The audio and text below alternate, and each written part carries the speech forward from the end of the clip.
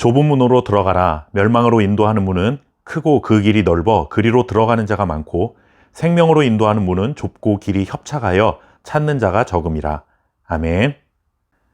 이제 산상수훈이 마무리되는 부분에 이르렀습니다. 여러 불리한 환경에도 불구하고 주님 앞에 나와 천국 복음의 말씀을 듣는 자가 복된 자라는 팔복의 선언으로 산상수훈은 시작되었습니다.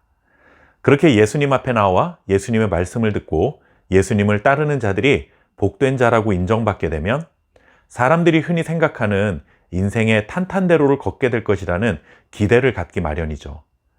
그러나 팔복 이후에 선포되는 주님의 말씀들을 지금까지 살펴보면서 느끼는 것은 복된 자로 선언받기는 어렵지 않지만 복된 자가 되어 살아가는 삶은 쉽지 않다는 것입니다.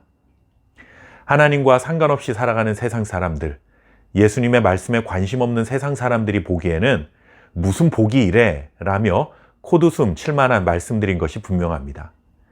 그러나 하나님 나라의 백성들, 예수님을 따르는 제자들은 이러한 주님의 가르침을 따라 살아가는 것이 진정으로 복된 자의 삶이라는 사실을 마음에 담아야 하는 것이죠. 주님도 이렇게 신실한 제자로 살아가는 삶이 결코 쉽지 않다는 것을 아셨기에 좁은 문으로 들어가는 것에 비유해 주셨습니다. 세상에는 두 부류의 사람이 있습니다. 한 부류는 넓은 길을 가다가 넓은 문으로 들어가는 사람들입니다. 넓은 길, 넓은 문은 쉽고 편안하다라는 특징을 가지고 있습니다. 산상수훈을 통해 전해주신 주님의 말씀에 대해 별다른 반응을 보이지 않는 무관심하게 지나쳐버리는 사람들을 말합니다.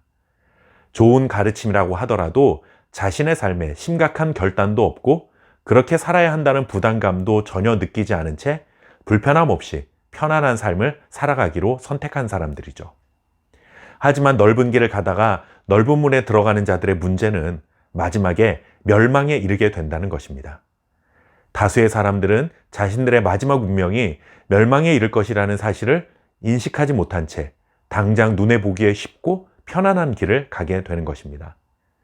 또 한 부류의 사람들은 그들과 달리 좁은 길을 가다가 좁은 문을 만나는 사람들입니다. 산상수훈의 말씀이 참 어렵고 부담스럽지만 그래도 주님의 말씀이기 때문에 그 말씀 앞에 결단하고 행동하는 주님의 제자들이 바로 여기에 해당합니다. 좁은 길의 특징은 협착하다 하는 것입니다. 한글 성경에 협착하다라는 말로 번역되었는데 이것은 험난하다라는 뜻이고 박해가 뒤따른다라는 의미를 포함하고 있습니다. 예수님의 말씀에 순종하는 것도 어려운데 그렇게 순종하면 박해를 받아 험난한 삶을 살아가게 되는 것임을 암시하고 있는 것이죠. 이렇게 험난한 길을 왜 가야 하는 것일까? 좁은 길의 마지막이 생명과 연결되어 있기 때문입니다.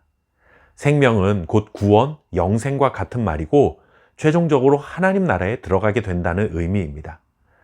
쉽고 편안하게 살다가 멸망에 이르는 삶을 살 것인가?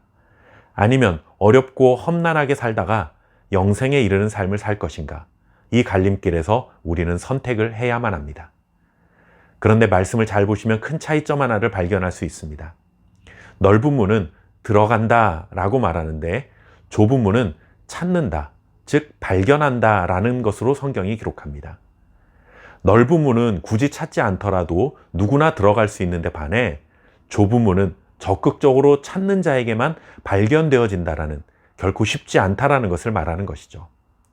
예수님을 통해 하나님 나라의 복음이 이 땅 모든 사람들에게 선포되었는데 그 말씀에 관심을 보이고 적극적으로 순종하는 제자들이라는 이 소수의 사람들에게만 좁은 문이 보이게 되고 좁은 문이 생명과 연결된다는 것을 깨닫게 될 것임을 말씀해 주고 있는 것입니다.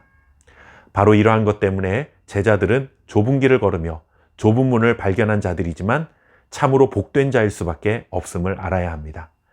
좁은 길에 들어섰다고 두려워하거나 염려하지 마시고 좁은 문을 발견하여 영생의 복을 누릴 수 있는 저와 여러분 될 수 있기를 바랍니다. 감사합니다.